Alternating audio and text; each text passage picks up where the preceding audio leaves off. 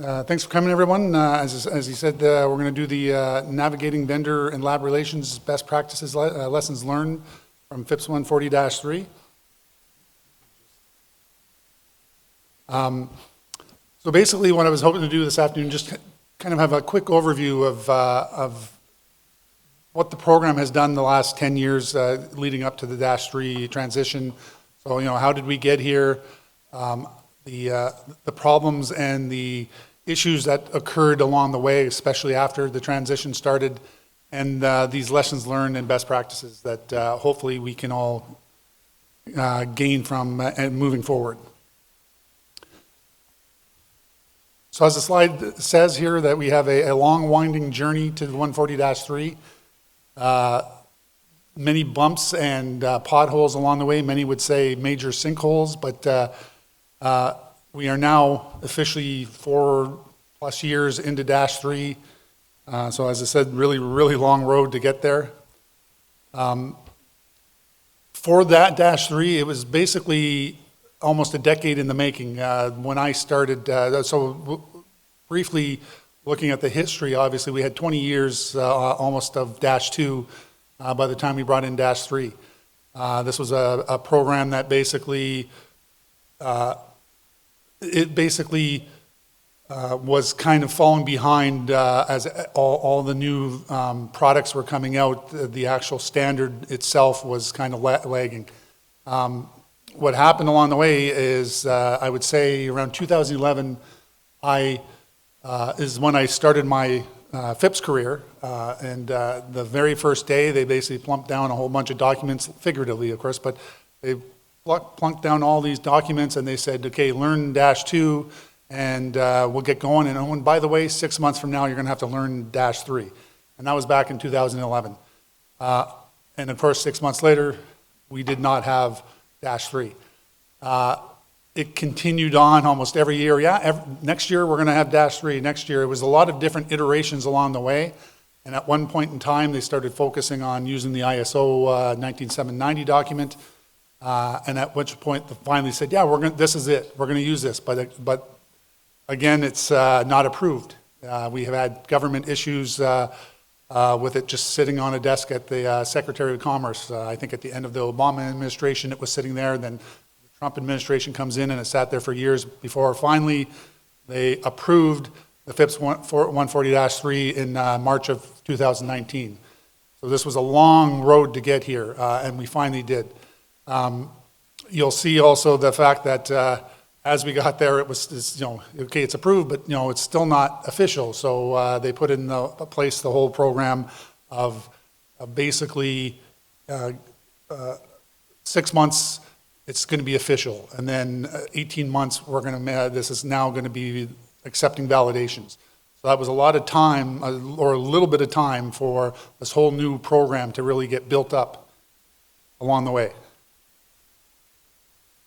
So we're celebrating, we have 140-3, sort of, I guess, right? We're all happy that it's here finally after 20 years of -2, but of course that major sinkhole is coming up. So what have some of the problems and issues been? Like what did they experience for the CAVP, for the vendors, the labs? What have we experienced once we started this transition? So here's just a kind of a quick timeline. I won't beat a dead horse with it. I'll just put it up here to kind of show you a lot of the things that happened after the -3 was approved. A lot of the things that had to happen in between, from getting documentation up and running to some historical transitions and so on. Excuse me. So yes, the lengthy queue, the thing that is the albatross that we've all experienced here. That I think everyone can say that this is the one thing that is the #1 issue of this transition. So what kind of led to this?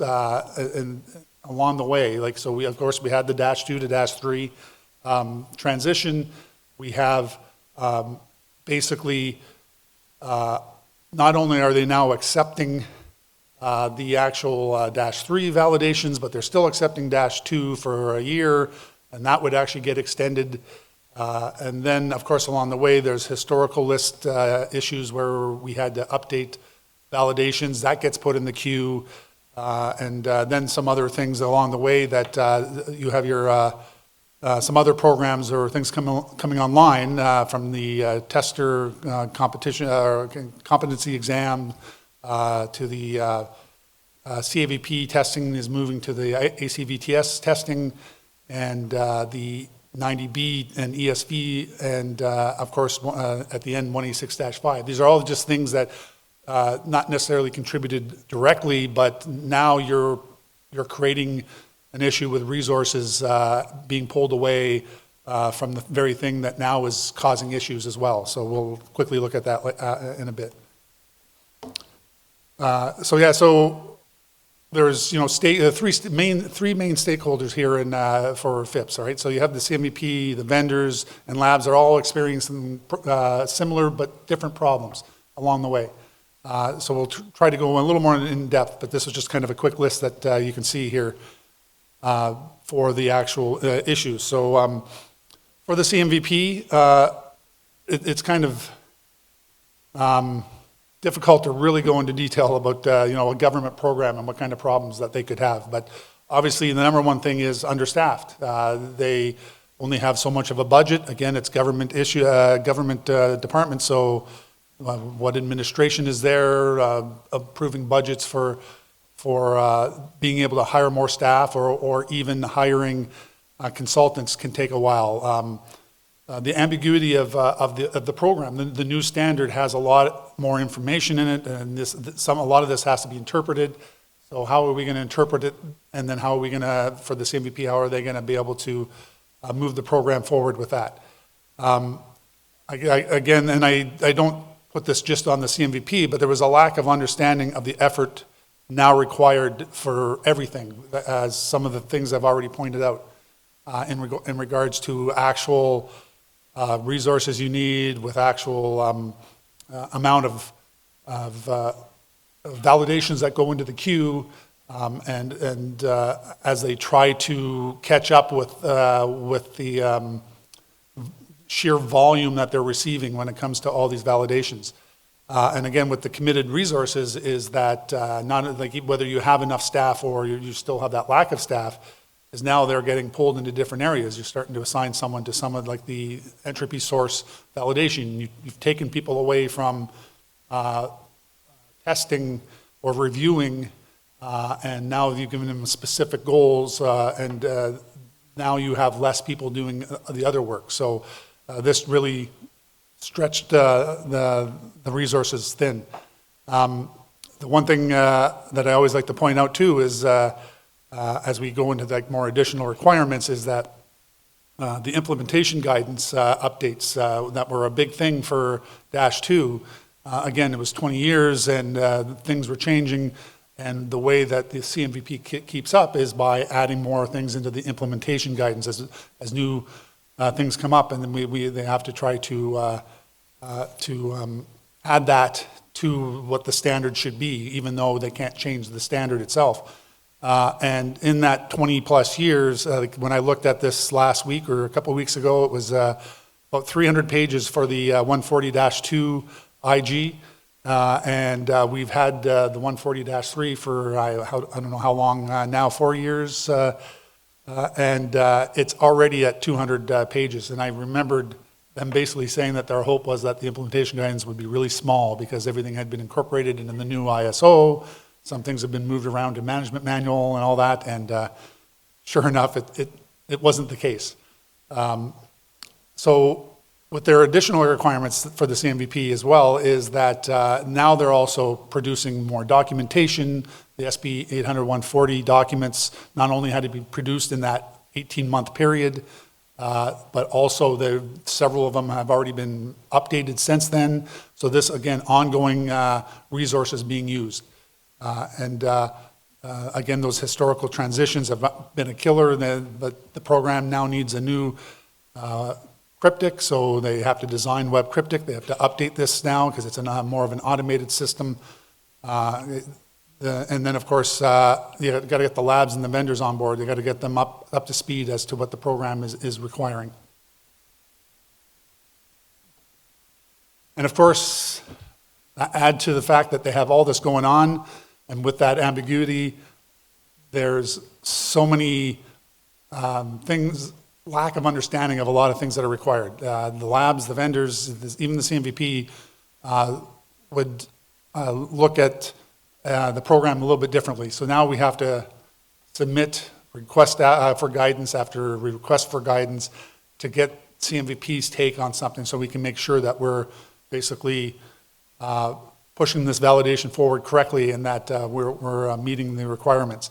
And that itself is a new queue for CMVP. If like it used to be pretty quick in the past to get a RFG through, but now it can take months to actually resolve those.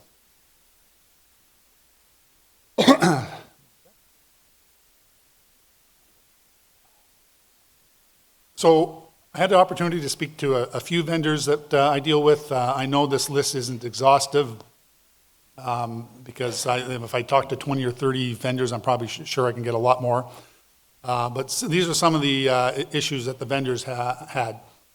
Again, for them, the learning curve, trying to learn this new standard, all the requirements. They too will have resource issues, and their priorities can differ as to what's important to them. Time management to try to correlate all this, get your validation in at the right time. And of course, when we're all starting this, none of us knew it was going to be a 2-year queue, right? So it's like, okay, our cycle for everything we need to do, the vendors need to update their modules. And all of a sudden it's like, well, we haven't even validated the previous one and we're on the third one. And that brings us kind of into the length of time in queue versus like a cycle of the module. It's like, is it really worth having your module in the queue for 2 years and not getting that validation when all of a sudden you're selling the new product and that needs to be validated? And along the way, of course, some of the new standard requirements for vendors is they have to do more vendor testing. Previously, this isn't like the lab doing testing with them. This is actual, as they design their product, they have to do certain testing that they required at certain levels. So low level testing, the vendor, the automated security diagnostic tools, the automated security code, and then of course a new requirement is the EFT testing for level 3. For those that don't know, that's environmental protection, environmental temperature testing. So I've had a lot of vendors who we did level 3 with them at -2, and then I had to say, hey, does your product now do the FP testing, because we have to do that at -3 if you want to continue as a -3 or as a level 3. Sorry. As a lab perspective, we have our own issues, obviously, when we're doing this. Again, the learning curve. There was a lot, obviously, of -2 was similar to -3, but there's still a lot of new requirements, and the documentation just keeps getting thicker and thicker. I'm glad I didn't have today the -3 documentation put on my table back in 2011, 6 months after, because wow, that would have been a lot more reading than I wanted to do. And again, we go with ambiguity is the fact that now we too have to interpret what the CMVP is looking for. There's just so much nuance within this program that that we have to figure out, and one day we'll be at that point where it'll be all nice and smooth, and we know everything that the CMVP wants, and they know everything we want. And that's, again, there's more increased responsibility on the lab too. It's the CMVP is slowly but surely, and then we actually like that idea, is that the lab should be more responsible. So they're trying to put more responsibility on us. But at the same time, the new -3, the volume of work of what we had to do had increased greatly, and we didn't appreciate ourselves how much more work it was going to require to do the reporting. The testing itself is probably relatively the same, other than some new requirements, but the requirements with the new web cryptic tool and the new security policy templates and all that, this just added so much more work on what we had to do. And that leads to more cost for us and possibly more cost for vendors, that sort of thing. So, the additional requirements was basically that we actually had a meeting last night with the CMVP, the lab managers meeting, and one of the biggest topics was talking about what was previously accepted in the past, and we try to use that argument of, well, you've accepted this in the past. There's no real new requirements that's saying anything differently. Why are you telling us this isn't up to snuff? And this is something that, especially, and this is even from -2 to -2, right? Because things can change within the years, or things can be interpreted differently later on. But for -3, there's a lot of different things that they expected to be differently done, to be done differently, to adhere to what was required in the standard. And of course, you throw in that I will keep bringing up those 140 documents. It's there's a lot to it, and keeps changing daily. Well, maybe not daily, but. And of course, we have more things to come down the pipe that are going to just add to the requirements for all the stakeholders. From the authentication and SP 863, I believe, is in another draft. Right now, the current one that's approved is not expected to be adhered to the letter, but at any point they could have some kind of transition to the new 863. Once that's approved, non-invasive attacks has yet to be approved or required. So there's one of the sections that is in the ISO is section 8 for non-invasive attacks, but it's not applicable now. However, at any point in time, that could become applicable. Now we have to work on another transition. The 90C is just around the corner. I think it's almost done. It's in the draft, so that will be another transition. And then there's going to be more requirements coming up. I think I heard that they're talking about 90B is going to be updated, so that could be another fun transition for all of us. And of course, some of the things they bountied about at CMVP was the ACVP and ESV tester certifications. Right now, it's just as a CVP, as a tester like me, there's just one test. But they have been talking about providing those tests. Again, they may not, but that's a possibility. And of course, let's not forget, FIPS 140-4. Anyone want to go down that?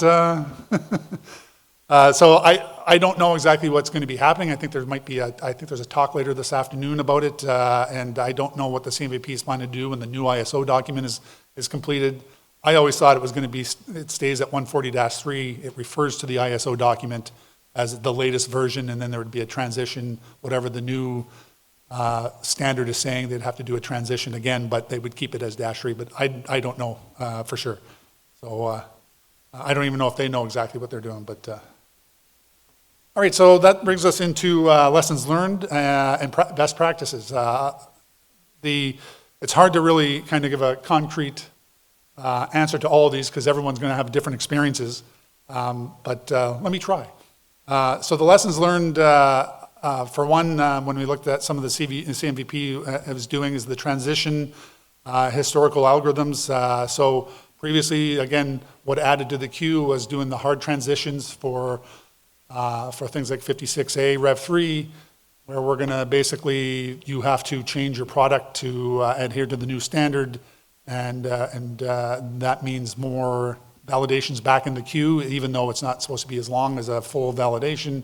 It's still a lot more work for the CMVP to do, and this is all coming like a perfect storm, like everything is adding up at the same time. But now, at least as we all feared the hard transition of the triple DES at the beginning of this year and the 186-5 transition, then all of a sudden they're saying, let's do a soft transition. So basically, you don't have to do extra work. This is just going to stay in the queue or as a validated module, and nothing additional goes into the queue. We're all good. And going forward, I'd like to see the CMVP do that a lot more. Because it makes more sense. If you validated something just because you're looking at moving on something, there's a 5-year window anyways, right? So you're going to be revalidating at some point. So I'm hoping that that's one of the main things that they can do to avoid adding more. Of course, automation is one of the biggest things that CMVP is doing. That started with the ACVP for algorithm testing. Right now, since January, we've been doing the BR1 pilot and the new web cryptic. This is supposed to automate a lot more, including the security policy and the template. And I know that we've all been a little scorned by the process of the last few years, but I'm actually very optimistic that this is going to, in the next year or two, kind of right the ship, as it were. Like we'll have gotten rid of all the bad submissions, not bad, but the ones that are causing all the trouble, and we'll be on to the new system. And the pilot project that we started in January is now the ones that were submitted. Now, obviously, they got a little bit of a heads up. They got put ahead in the queue so we can process it and see how it works. But all the ones that got put in January have now received comments as of the last month, maybe even 2 months. So the process for this should be going forward, thinking that you're going to get comments in 6 months with the new system. That's not going to happen right away, because now these won't go ahead of everyone else that's in the queue, but at least knowing that once everything's cleared up, we can be looking at hopefully 6 to 8 months tops, and hopefully that improves too over time. And that again, the CMVP is starting to put even more trust in the labs. This is going to help with the process. They sent out what's called a CMVP documentation TEs guidance, TE being the tester evidence. So when we do the testing, normally in the past we would do, there would be some TEs that we'd have to put all the information in it, even though the information is in the security policy, or it's in a key management table document the vendors gave us. We had to put it all in here, and then they have to read through it. So now this is streamlining the process where we don't have to put that much information, and it's more referencing the documents, and then we as a lab have to make sure we're able to prove that we did the testing correctly and we have all the documentation to back it up. And then the CMVP themselves are also relying on CMUF a lot more. There's been a lot more working groups that have been created. They basically have been trying to get help from the whole community. As I said, instead of it being them versus us, it's the three main stakeholders that are getting involved. There's lots of people that are leading these working groups that are taking time out of their day and being able to run these working groups. So it's been a big help. And one of the big ones will be as I mentioned earlier, the RFG, where we have a working group that helps the CMVP interpret and come up with answers for a request for guidance.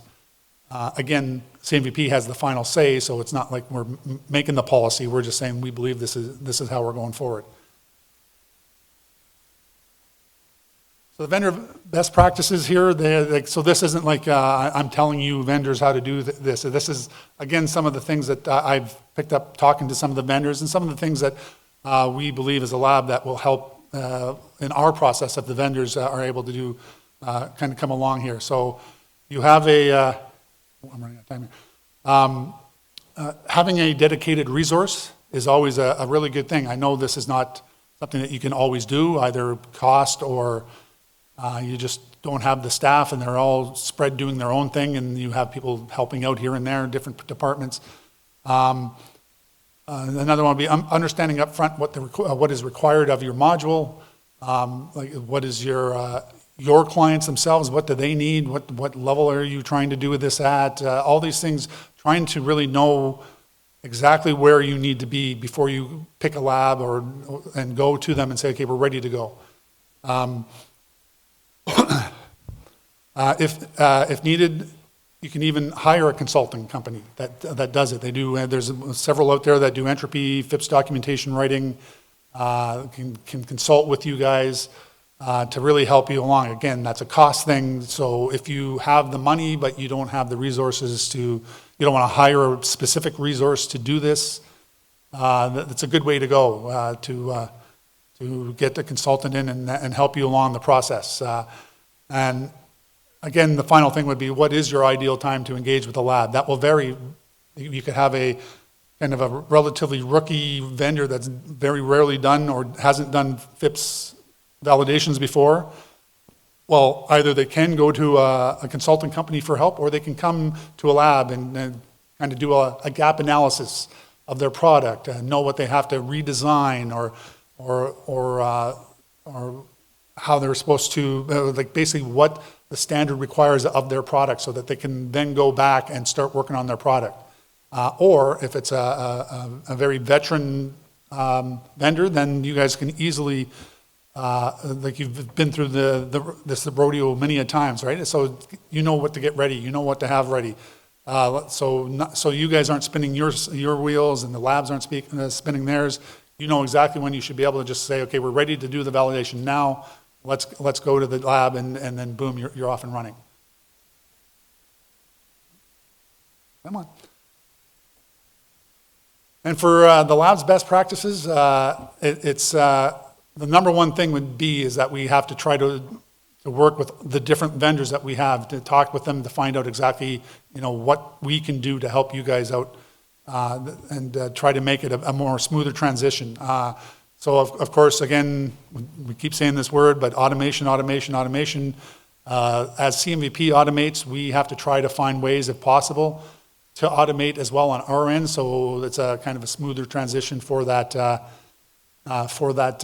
vendor to be able to produce documents quicker and get testing ready quicker, and of course templates and more templates. So hopefully on that end we can basically help the vendor streamline everything. There is no guarantee in the automation, because our automation would, a lot of times rely on CMVP's automation. It's not always easy to connect, and they make changes constantly. So then we have to evaluate whether that's worth having to change our automation however often they might. So anyway, I think that's really all I have today. So if anyone has any questions, I will try to answer them as best I can. And if you don't,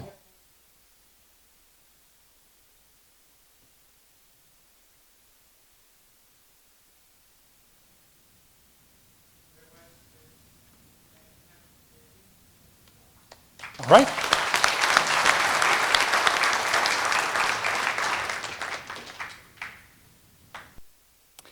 All right. Well, let me begin.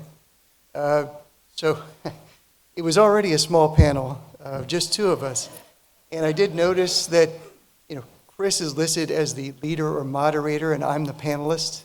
But really, this was intended to be a joint presentation. I was going to start by making a joke that it was actually larger than last year if you were in Ottawa. I actually did do it by myself. Yeah, but let me start. We put some slides together. Okay. So here's the outline. I hope we have plenty of time for just kind of an open floor for questions. We'll start with some statistics over the last year, a brief review of the Entropy source validation testing system, talk about conversion from ENT to ESV, and then we'll hit some kind of hot topics. One is digitization component, how to distinguish that from a non-vetted conditioner.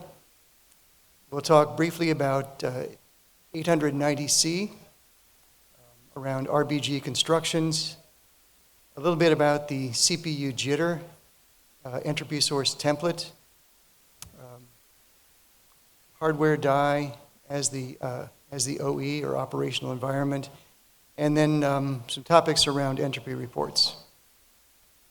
All right. I keep waiting for him to come through that door. Okay. So over the past, pretty sure this is fiscal year. No, I'm sorry. These are total. We've had 235 total submissions to the entropy source validation test system. So these, just to refresh your memory, when we say ESV, it's kind of our shorthand reference for the decoupled entropy source validation itself, in contrast to those that were bundled with the module submission. So we've had 235 to date from the start of the program. There he is. And total number of certificates issued as of the 12th of September is 191. I would like to introduce my fellow panelists. No, it's okay. I thought we were the Oh, yeah, Were we not the second session? we are the second session, but it started at 1:30 while we were still in the other meeting. Yeah. All right, so now we have, I'm sorry, there's been a change to your programs. I am now the moderator and Chris is now the panelist. Okay, so we've issued, I think, 191. Has that changed since the 12th? I believe it has, Okay, but I did not look to count specifically to what it changed to, so I did Okay. not update it. okay. Anyway, it's on, the date's on there. So the reason for the discrepancy, I think that's about 44 difference there. So some are still in process, but most of that, I think, is that they're add OE, adding, would you like to describe that briefly? The discrepancy between the two, yeah, so this includes add OEs and new submissions. It does not include updates to PUDs. Those are counted as a submission, and it does not include things that have been canceled halfway through the process, either due to combining of the submission with another submission or anything of that nature. All right. So this is the number of, actually, I'll let you describe this chart. Sure. Yeah, This is the total submissions that have been created during each month since, almost since the beginning of the program, or I shouldn't say program, since the beginning of the process. I understand the numbers are a bit small, but I think it's pretty clear to see the trend. Early on, we were getting typically single digits per month. Now, almost assuredly, we're getting double digits per month, very consistently. Volume has increased, and we've been matching that in terms of reviews, which is the next slide. This is a lot of information on this slide.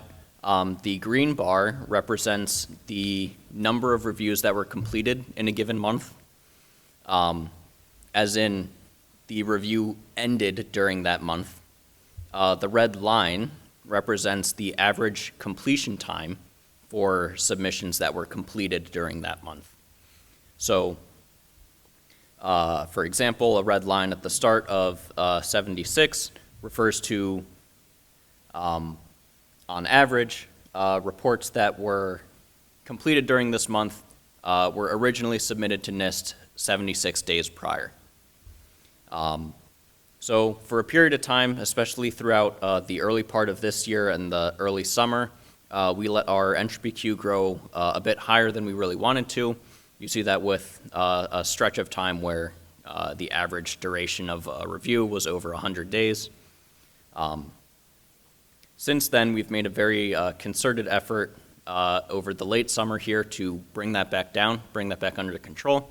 You can see that very clearly with the number of reports that we have completed during that time period. 17 in July, 20 in August, and 11 in the month of September, which of course is not complete yet. And this has brought our average queue time down almost in half from where it was before. And at the moment, as of right now, or I suppose as of Monday at least, there is no queue. Everything that has been looked at on our plate is off our plate, and either back with the labs or just waiting for cost recovery and other actionable items. as of 2 days ago, As of Monday. past Monday. Yes, yes. Actually, I think there are still two. There might be, yes. Yeah, one's in review, and because I know they're in this room, because one's in review, one's pending review, and one is lab response review. It's three, sorry. But right. Right. Well, thank you. So we appreciate that. It's been a lot of reviews for Tim and I especially, but thank you to Hamilton, sitting here second row, taking on some of the reviews on our part, and Kirill from CCCS, who couldn't make it here today, Kirill Sinitsky, who has also been taking on some of the reviews. Yeah.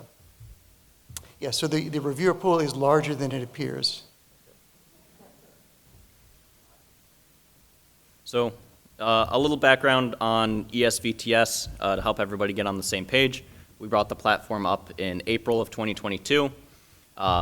We have some major features that we've pushed out over the past year.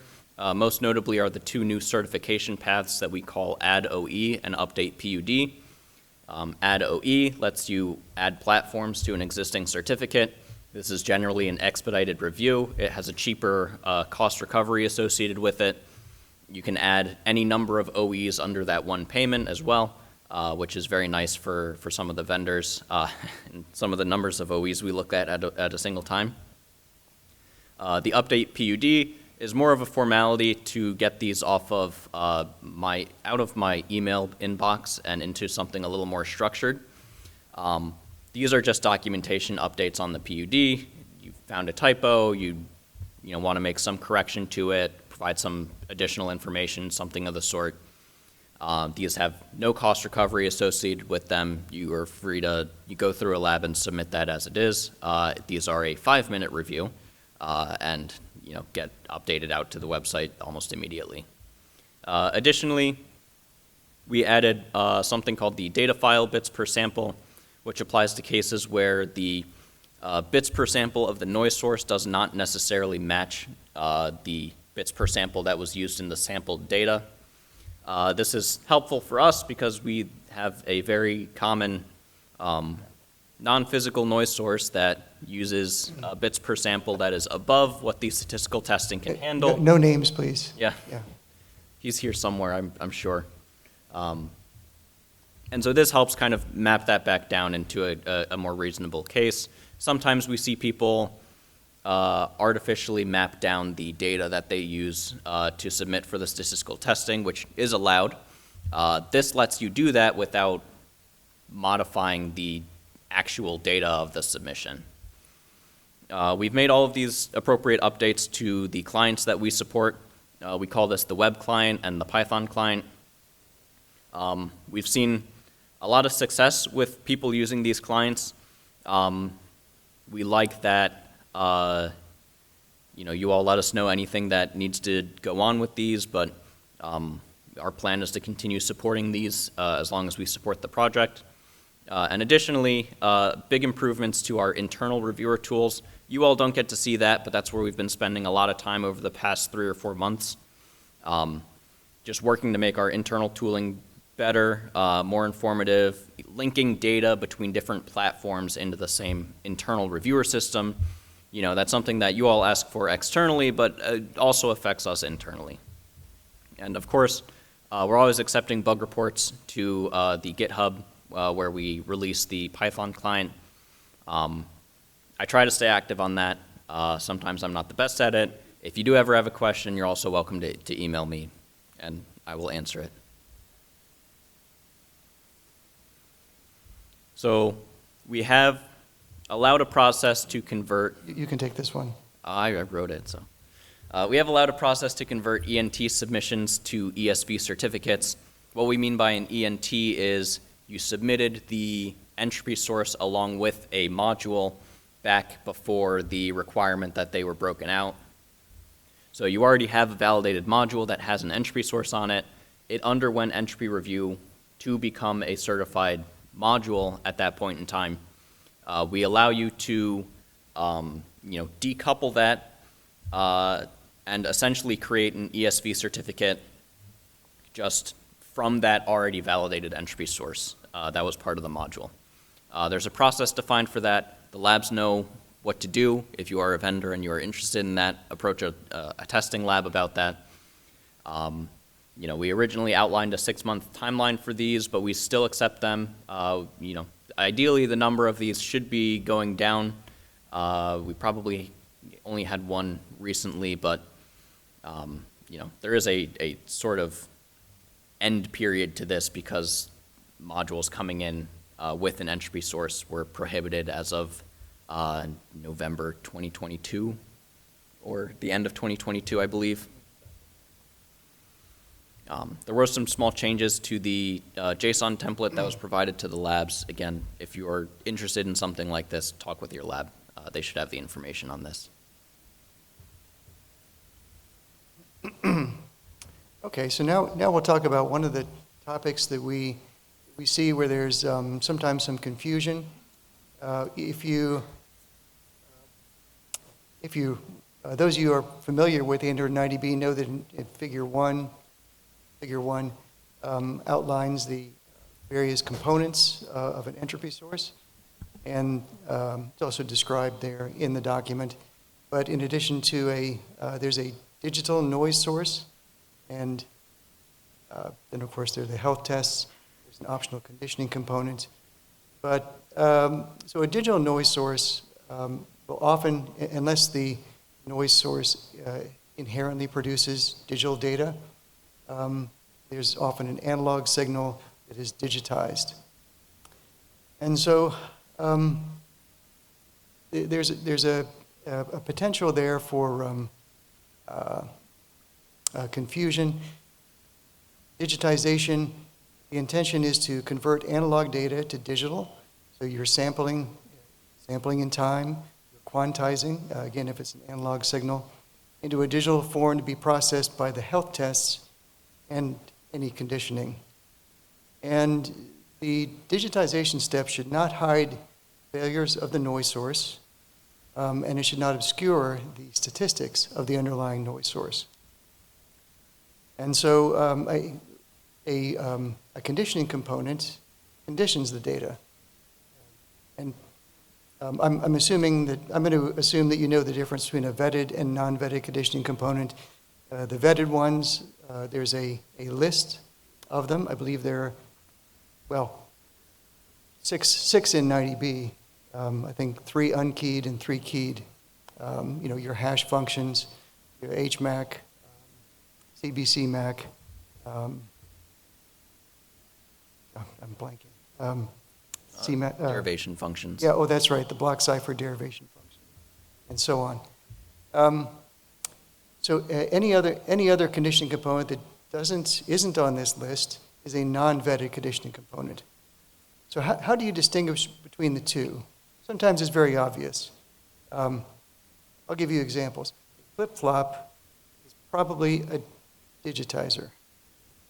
An A to D converter itself is a digitization step. But anything that would, for example, compress the data, you have 16 bits coming in, 1 bit coming out, for example, well, that might be a conditioning component. If it has feedback or state, then it's probably a non-vetted conditioning component. And so we if you have any questions about it in your design, please feel free to reach out to us and we can talk through that. But one important thing is that the health tests, whether they're the defined ones, the APT and RCT, or a developer-defined conditioning test, they must operate on the noise source samples. Well, I guess actually we have made some allowances if you can demonstrate that the health tests operating on conditioned samples catch the same errors and failures as would be caught directly on the raw noise samples. Yeah, that's a much harder bar than otherwise. Yeah, but it has been done. Yeah. So as we all know, or should know, 90C, a draft of SP 890C has been published. I believe comments are due next week. September 30th. Thank you. 2 weeks. The CMVP is currently looking at how 90C requirements will be applied to ESV or the module report. I did a quick look through 90C draft. There's 150 shall statements at a minimum, though these pertain to the different constructions within with the different DRBG constructions, or I should say RBG constructions. So it doesn't necessarily mean they'll all be applicable every time. Where you address the requirements, I should preface this and say, these are our initial thoughts on 90C validation. This is not how things are going to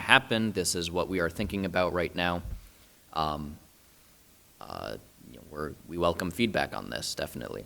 The location of where you address requirements for 9DC could vary based on which RBG construction is selected. I believe this is something that Simon has called out on the Entropy Working Group calls potentially. But for example, physical entropy sources that are used within an RBG1 or an RBG2, which are typically wholly constrained constructions, can fit within an ESV report because you have all of the knowledge of how the entropy source is being used within the DRBG at the time of your entropy source validation. 2 and 3? 2 and 3? That might be RGB2 and RGB3. I think it's 2 and 3. Thank you. For non-physical entropy sources, typically you don't necessarily know how these are going to be used within the module. You don't know if the module is going to put some other constructions around it. Sometimes, that's not necessarily every case. And so it might make more sense for non-physical entropy sources to provide a lot of those requirements in the module report rather than the entropy report, because the entropy report, you might not have that information necessarily by the time the entropy report is being written. But this is still very, very fluid. We'll provide clearer guidance as we move forward and look for a transition. In terms of, I did not include it on the slide, but in terms of a transition for 9DC, loose expectation is that the document is published soon and that we would have at least a 1-year transition period to allow vendors, labs to adhere to those requirements. At least 1 year.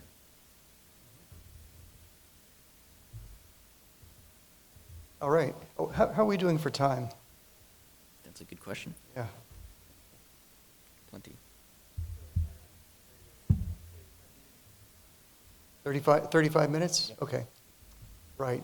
So many of you here, I believe, have participated in the CPU jitter sub-working group. I mentioned the name of that non-physical source we weren't going to. Since we see so many submissions of CPU jitter, either the version 2.2 or the various version 3s, CMUF Entropy Working Group formed a subgroup to look at ways to kind of streamline and the common elements of a CPU jitter submission. And so one outcome has been a template for submitting entropy reports for this entropy source. And in addition to having a template, which kind of provides the baseline for many of the configuration parameters, and of course, a lot of the addressing a lot of the requirements in 90B. There's also been significant improvement to addressing the heuristic. If you recall, the heuristic is a method for producing an estimate of the min entropy produced by the source. Apart from, this is distinct from what's produced by the statistical estimators, the objective ones in listed in 90B. So, yeah, it's out there. Where's Jim? Is Jim here? Oh, Jim. All right. Where can we find it, Jim? Yeah. Where can we find the template? You got it right there? Yeah. Yeah. And certainly you can find it on the CMUF portal. Thank you. And thanks to Josh Hill. Josh, are you here? All right. Thanks to you, and thanks to everyone on the sub-working group. Yeah, we look forward to receiving these. Yeah. All right. So one thing that we have, we want to communicate. Some labs know this because they've either submitted reports or had conversations with us, but we will accept a die as an operational environment. So you don't have to specify a particular processor. It can be the die itself, which could be included in multiple processors. as explained there. So if you do that, then the EAR, Entropy Assessment Report, must include a brief description of any differences between the CPU models that incorporate the same die, along with the justification that these differences, well, here we have, it says, do not affect the rate of entropy, do not affect the analysis included in the EAR.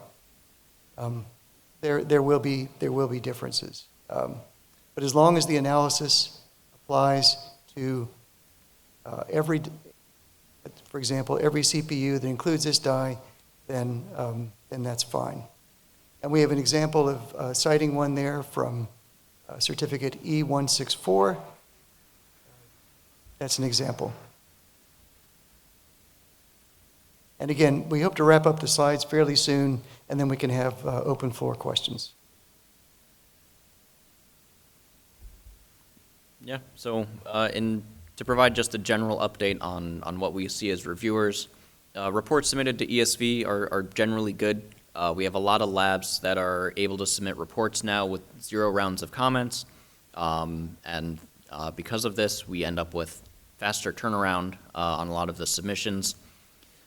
Because our queue is generally smaller than the CMVP queue, anytime we provide comments to the labs are able to incorporate those comments back into future reports very quickly, and so we don't end up with months of reports that feature the same error and unnecessary comment rounds to go through fixing the same issue over and over again.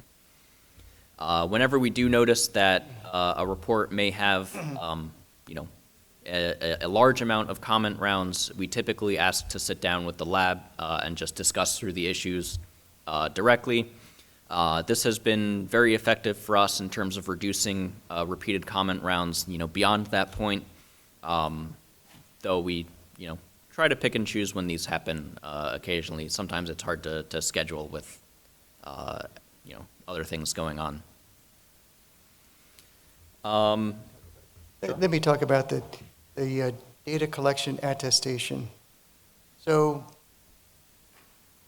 in doing submitting an entropy report, along with the report itself that includes the analysis and addresses the requirements, we also require the lab to submit files with collected data samples, raw noise samples, and then those used for restart tests. And if there is a non-vetted conditioning component, we ask you submit a file of collected condition samples as well. And then the estimators defined in 890B are run on these collected data files, which then produce a resulting min entropy estimate. So many of you labs have noticed that we've been rather particular about including a data collection attestation and having it signed either by a digital signature or a scan of a wet signature. And the reason is, I think 90B was designed or created, I believe, to say, look, we're going to take 2 approaches. One, we want you to perform some analysis on the noise source itself. Make an argument from the design of the source itself. It's able to produce random samples. And we like a heuristic or a stochastic model that then leads to an estimate, resulting min entropy per output raw noise sample. And then balanced with that is this objective number run on the collected data samples. So these two go together. And so, the collected data samples are very important. Of course, if they're collected by the laboratory, you simply indicate that in the report.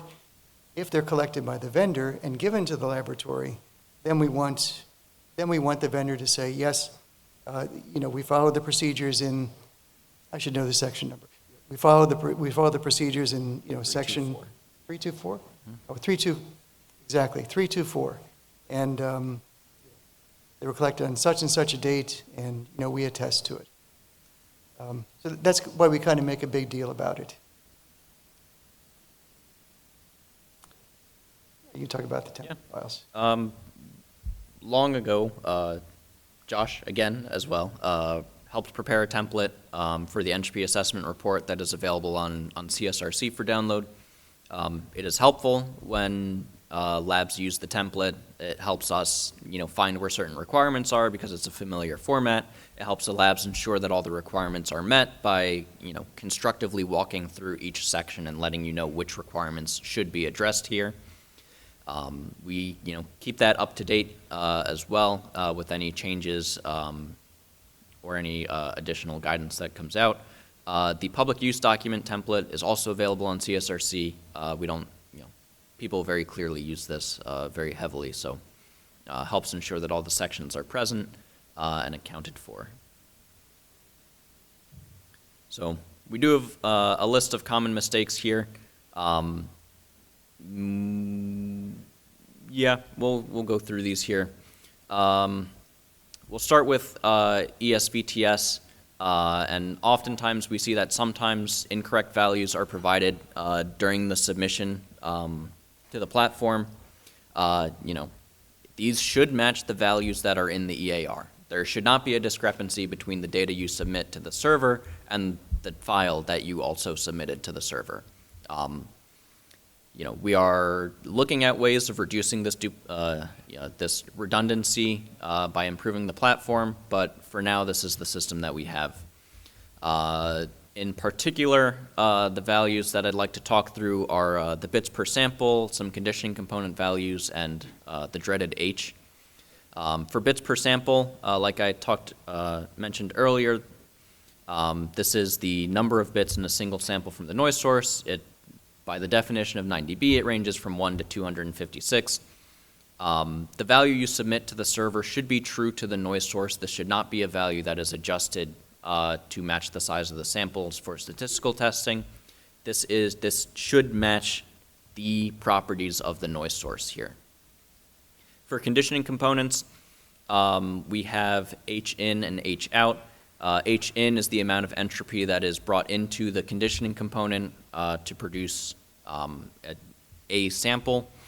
H min is measured from 0 to N in, which is the amount of bits that are brought into the system to the conditioning component. So this is not a range from 0 to 1. This is a range from 0 to the total number of bits. So this should be a measure of the total number of bits of entropy within the conditioning component and not the entropy ratio or entropy rate per se. The same is true for H out. This should represent the total number of bits that are output from the entropy source that contain entropy, the number of entropic bits from the conditioning component, and not an entropy rate of output from the conditioning component. Would you like to talk through H? Sure. So there are several terms in 890B, and it can be very easy to confuse them. So H submitter is, as it says, the estimate derived from the heuristic or the stochastic model. Sometimes, for example, the vendor will have their own estimate, and then the laboratory will provide one based on their analysis. And it's two values, but H submitter does not mean H vendor. H submitter is the one that results from the heuristic.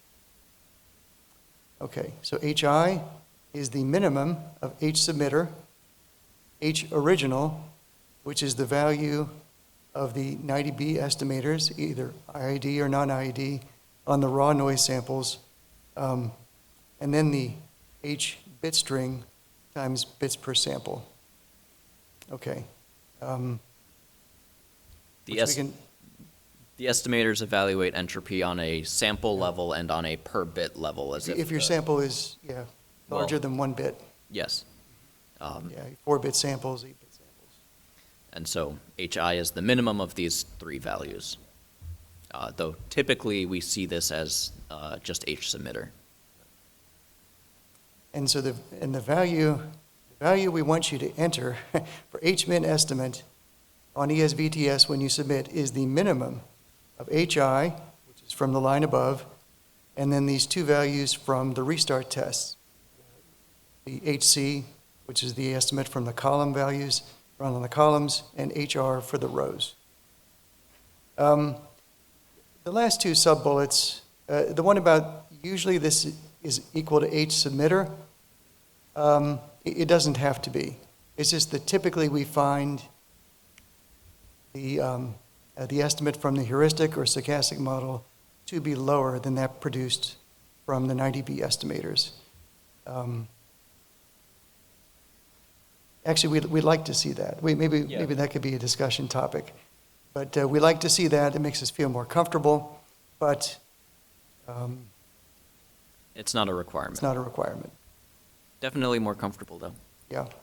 And it should be obvious, but the entropy per sample should be somewhere between 0 and the number of bits per sample.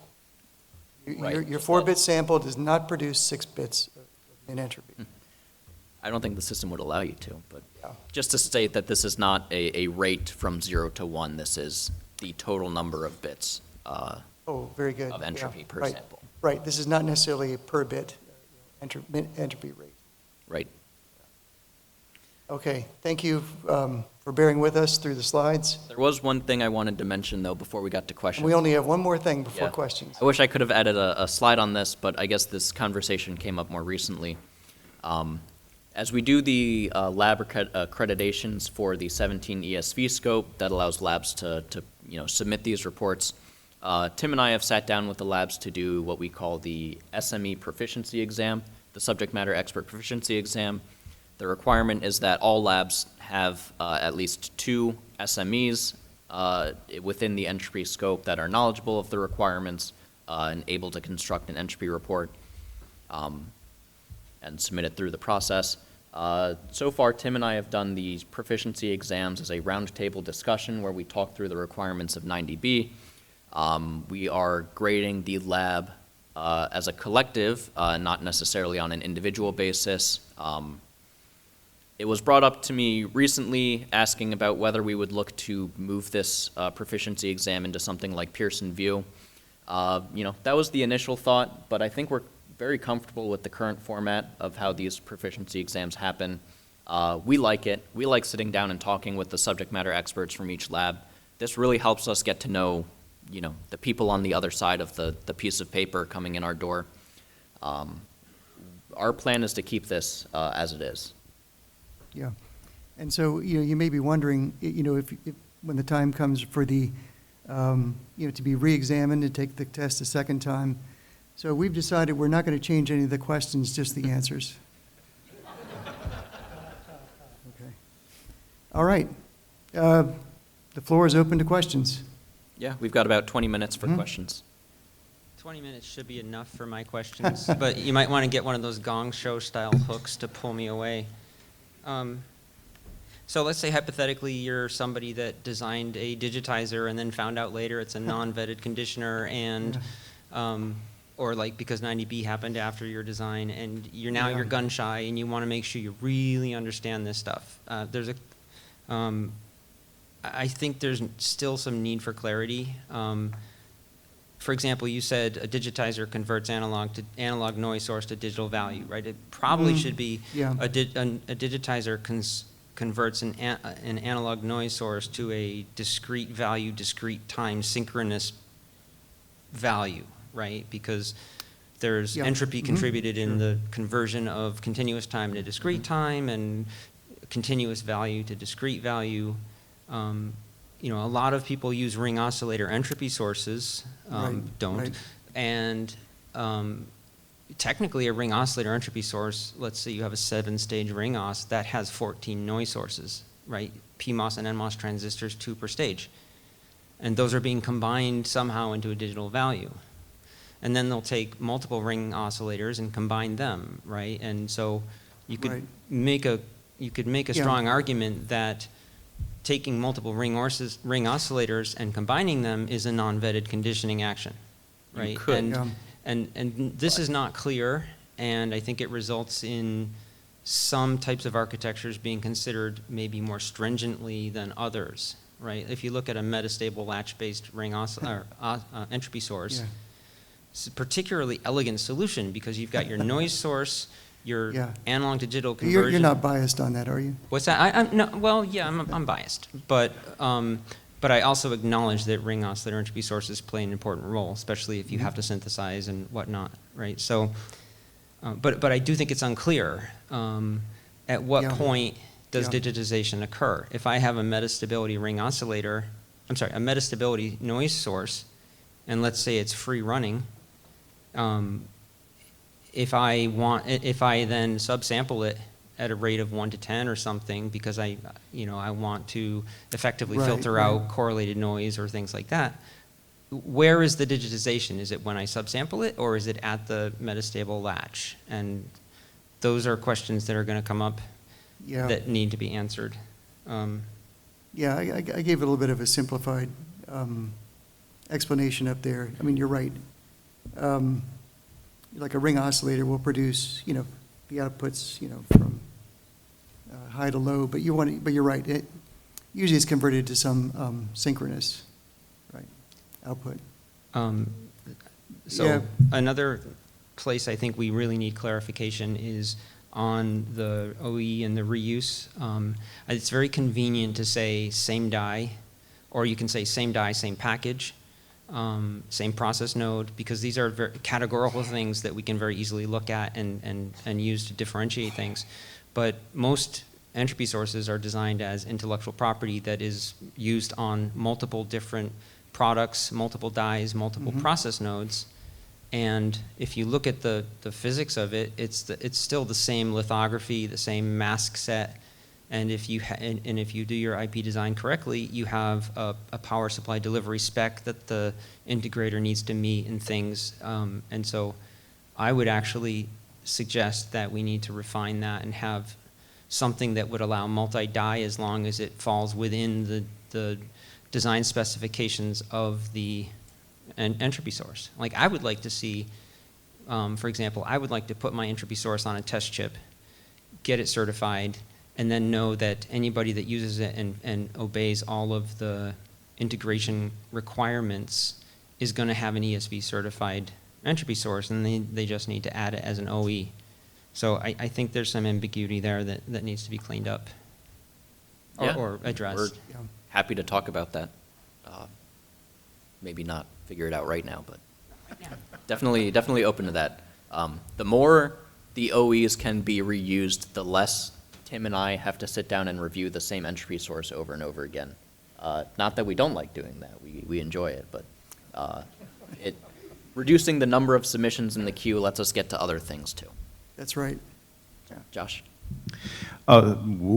This is more or less more along the line of digitization and sort of there being ambiguity in certain circumstances. And it depends upon essentially how one conceptualizes where your entropy is coming from. So for example, the ring oscillator case, one has, it's nominally a completely digital implementation, but fundamentally the variation comes from variation in the time domain. So, analog variation specifically.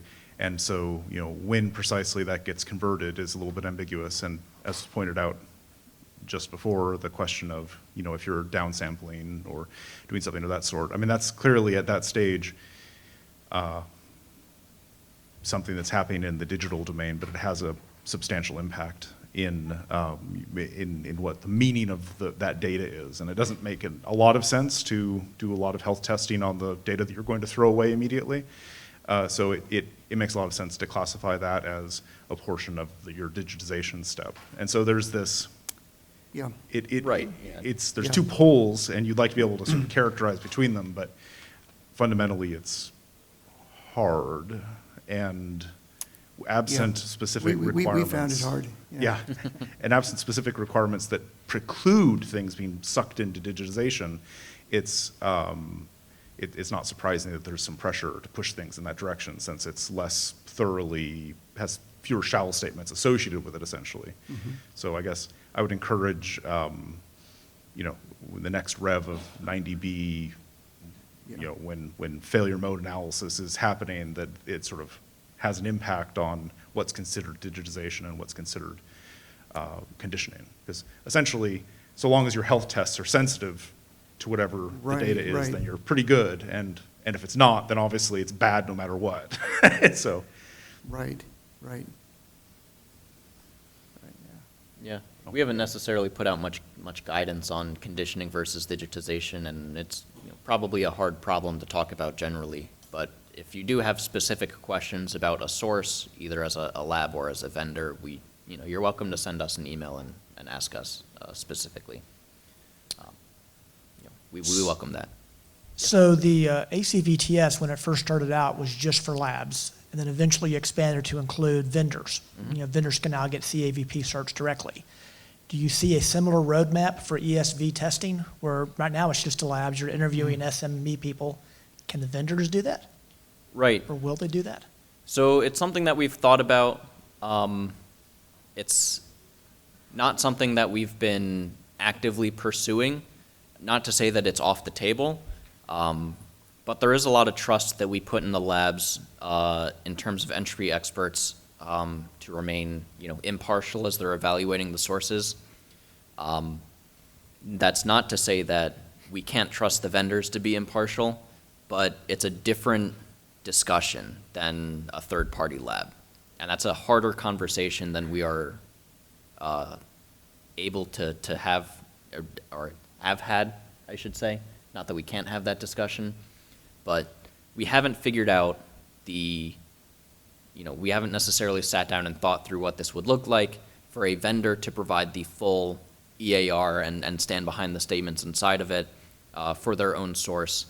We did have concerns about subject matter expert impartiality within a vendor, because it would be kind of weird to have a subject matter expert that did not help design the entropy source itself, though NVLab has specific requirements for first-party labs on impartiality and not contributing to the development or design of what is being tested. And so I don't necessarily have like the best, we're going to do this right afterwards and sit down and talk about it right after ICMC or anything like that. But we're open to the discussions. We're not actively trying to push this forward or anything like that. That's kind of our stance. And what would the forum be for that discussion? I guess to CMUF? Maybe the place to bring CMUF it is up? a great Okay. spot for that. Entropy Working Group especially. Okay, thanks. Yeah, thanks, Richard. So I realized I could qualify my question more discreetly, which might be helpful.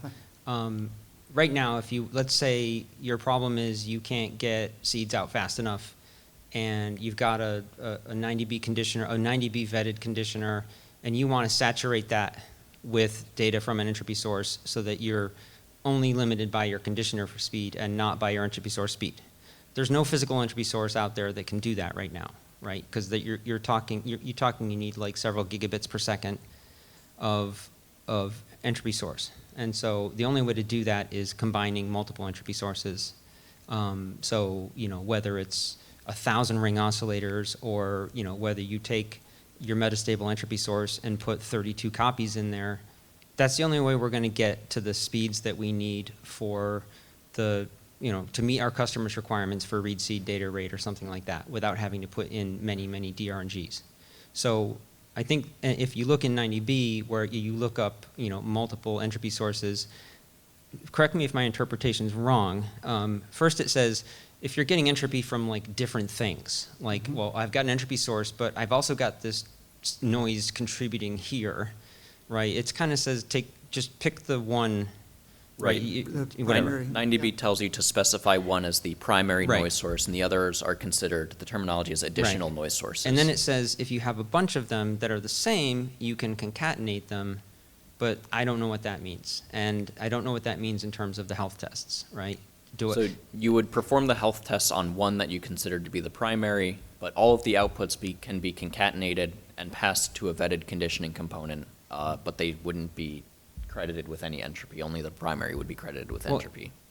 It's just a way to ensure Then that if you're you not can't performing credit an them with XOR. entropy, then you can't use the higher data rate from the entropy sources. That So is- you're basically saying I can add a whole bunch more, No. but it's meaningless. I can't use it. Did you say they were identical? Yeah, they're identical. They take the same analog Yeah. circuit and just put 32 copies of them. How do I? Oh, right, yeah, that's in the IG, right, where we, spell out, you can use multiple copies of the same physical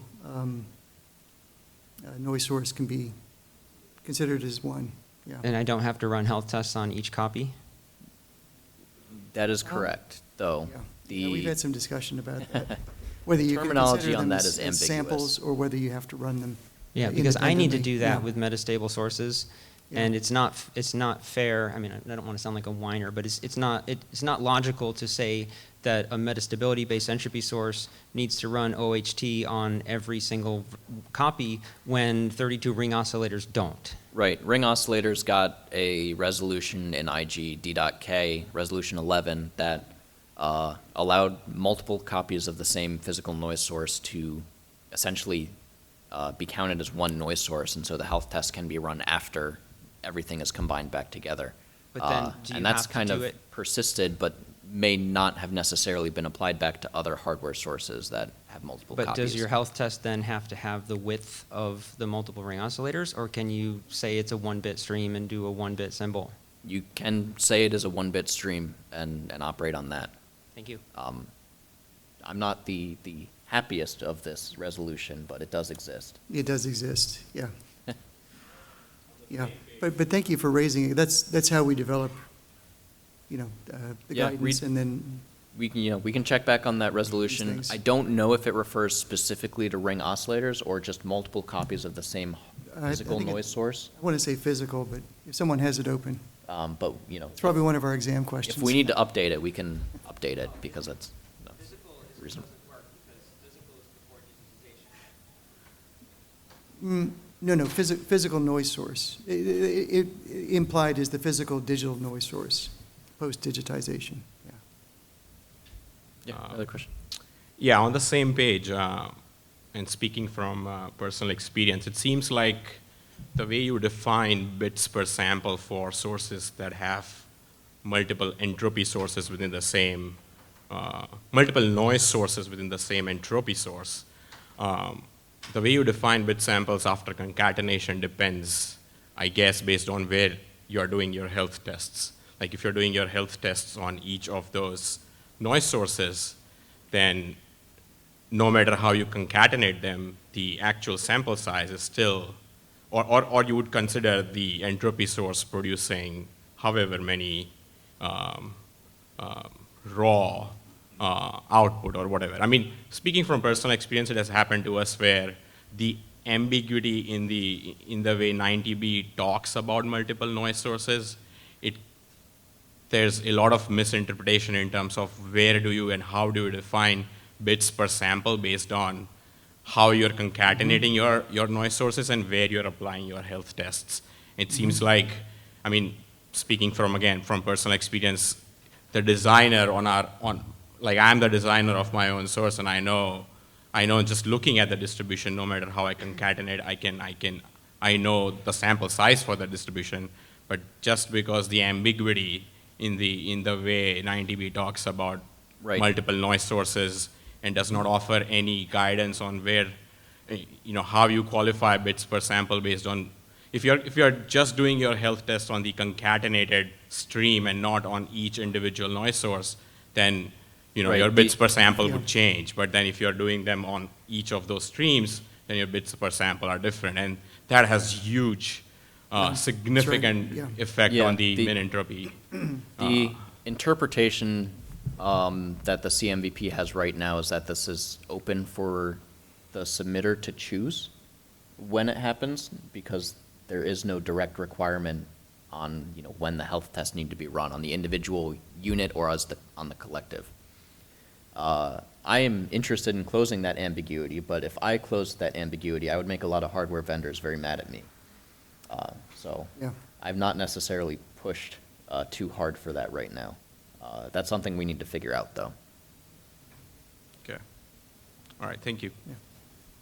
Yeah, or if we just let them choose, I mean, Well, yeah, but they always Yeah, choose yeah. after, and then we don't know if a single ring oscillator fails, if they can handle it, or if the loss of entropy is accounted for or not accounted for. Sometimes it is accounted for in the analysis, and that makes me happier, but Yeah. sometimes it's not. we really like to see that, by the way. Those of you who account for example, multiple ring oscillators and talk about failure. What happens with numbers of failures? Yeah, and even for like Yeah. not ring oscillator type of sources, right? Sources based on some optical phenomena that Okay.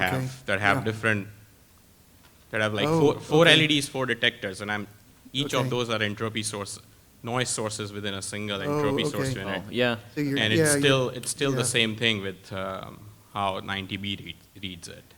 Okay. yeah. But I can- So you mean you've got like some sort of detector, and you've got yeah, so Yeah, many? like a quantum Yeah. source or Yeah. a detector of light and, sometimes. Like for they can grid QRNGs and- pretty much. Yeah, yeah, I see this for QRNGs. Yeah. We would consider it one noise source, no matter how large your grid is. But I can see how the ambiguity arises. yeah. Uh, And I mean, speaking aside, there's this whole thing about how, non-ID ID tests are very much sensitive to the type of distribution you have as an Right. input. Yeah, right.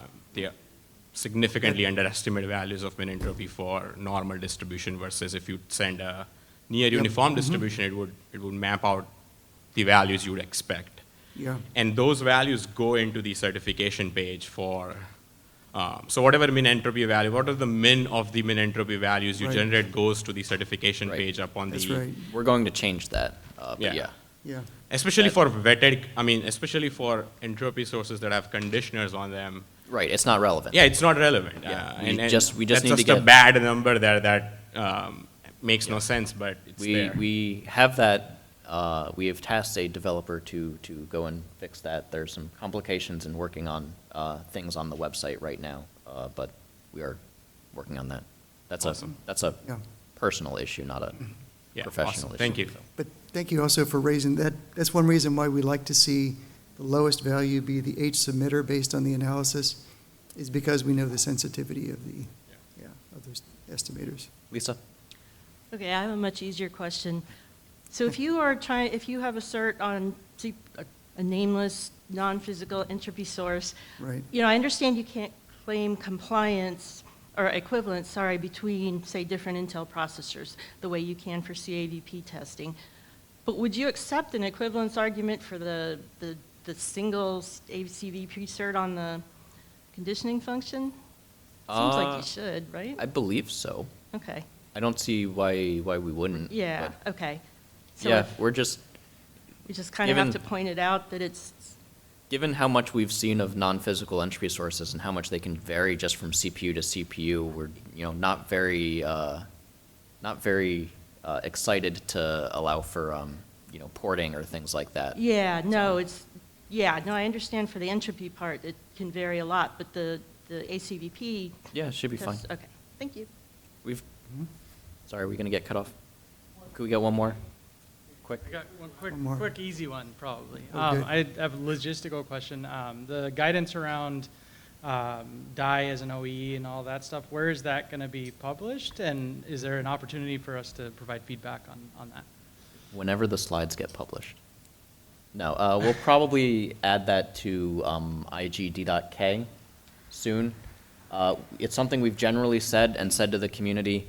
I do recognize the need to write it down somewhere because not everybody There's a lot of tunes complexity into in our terms of podcasts. how do so- you identify the Right. DI Right. versus the Mhm. package and stuff like that, and that's where I'm interested in Yeah. trying to provide feedback, so.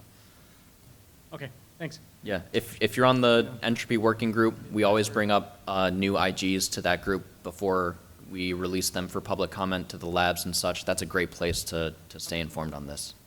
Yeah, thank you. Yeah. Yeah, thank you, everybody.